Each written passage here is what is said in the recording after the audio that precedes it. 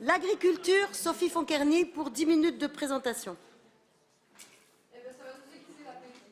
Je ferai de bon cœur pour répondre aux questions tout à l'heure, Gilles de Mercement, qui est délégué en charge de l'agriculture biologique, et Sylvie Martin, en charge de la viticulture et œnologie.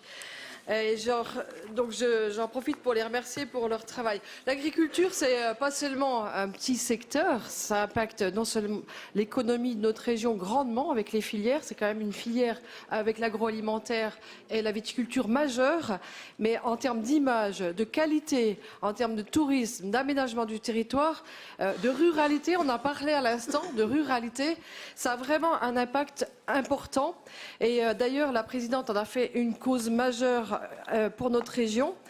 Je peux dire que depuis quelques années, les liens entre agriculture et région se sont considérablement renforcés pour deux raisons principales. C'est que la région est devenue autorité de gestion pour les fonds européens.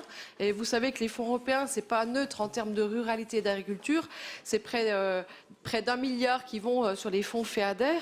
Et puis la deuxième raison, c'est que la loi NOTRe nous a conféré la compétence chef de file économie, donc chef de file aussi sur l'agriculture. C'est pourquoi, il y a quelques semaines déjà, je vous avais présenté un plan stratégique, parce que nous sommes vraiment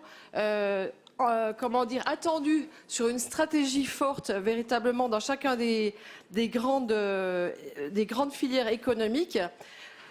Donc ce plan stratégique qui avait été travaillé avec les acteurs de la filière, je vous le rappelle rapidement, il a 5 axes majeurs. L'un qui concerne plus particulièrement les exploitations agricoles.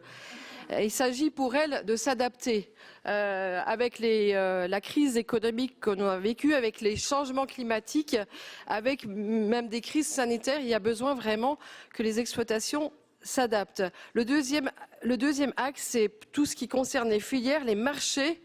Il faut qu'on aille trouver de la valeur ajoutée partout, dans toutes les filières. Elles sont nombreuses en Bourgogne-Franche-Comté, pour non seulement créer de la valeur ajoutée, notamment par la qualité, mais aussi la partager pour qu'elle bénéficie à l'ensemble de l'emploi et de l'économie des territoires.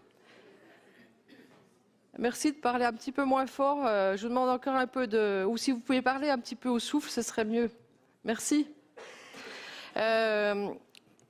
Le troisième axe, un volet humain, hommes et femmes, et ça va être un souci majeur dans les prochaines années.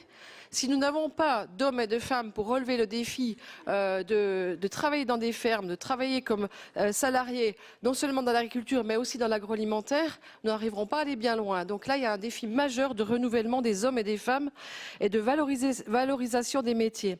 Quatrième axe, la société, oui, que serait une agriculture sans lien étroit avec les consommateurs, avec les citoyens, avec les territoires. Et enfin, le cinquième axe, la coopération. Il s'agit de coopérer à tous les niveaux, et ça, notre agriculture Bourgogne-Franche-Comté sait déjà le faire.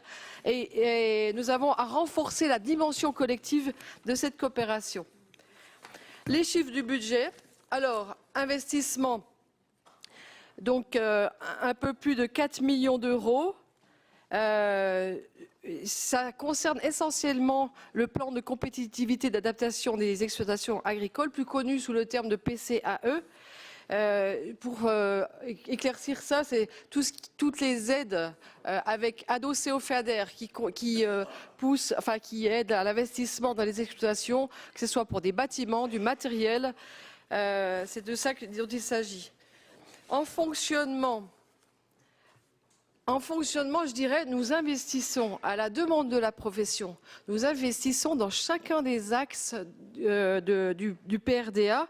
Nous investissons sur la stratégie au niveau des exploitations par les audits d'exploitation.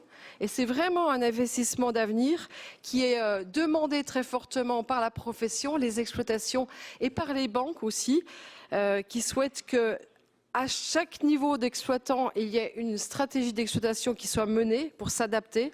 Nous investissons dans les audits filières en difficulté. Nous investissons dans les générations, dans l'humain, parce qu'il s'agit de renouveler les générations d'agriculture.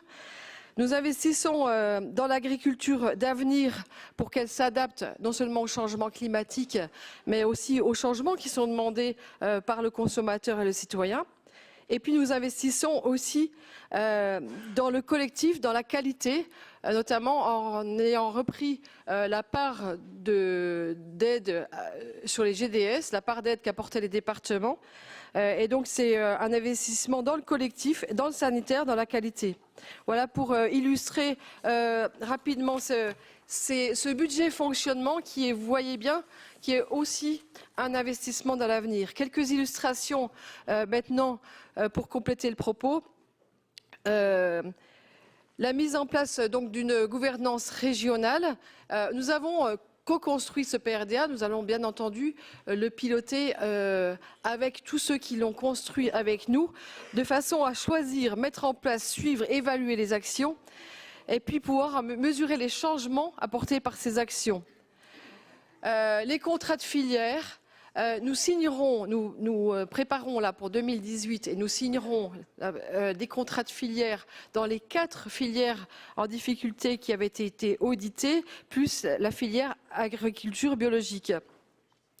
Il s'agit bien de faire là une stratégie et en lien aussi avec la stratégie qui est en préparation avec les entreprises de l'agroalimentaire. Les 250 premiers audits d'exploitation seront analysés et on pourra éventuellement faire évoluer nos aides en fonction de ces premiers audits. Ce sera le sujet de la conférence régionale agricole. L'expérimentation, bien entendu, pour tout ce qui est prévention contre le gel. Et puis l'agriculture, l'alimentation de proximité. Et là, je crois qu'il faut avoir en tête, dans ce manger local, un objectif double qui concerne à la fois les collectivités départementales et régionales, c'est-à-dire offrir plus de possibilités de manger local dans nos cantines, mais garder l'objectif de pouvoir proposer à l'ensemble des citoyens à Bourgogne-Franche-Comté cette alimentation de proximité. Voilà, et donc la création d'un fonds d'urgence pour l'agriculture biologique, nous y reviendrons, et puis également d'un plan d'action sur l'agriculture biologique, j'en ai parlé. Voilà, donc quelques illustrations pour en venir maintenant, j'espère, aux questions, aux commentaires. Merci.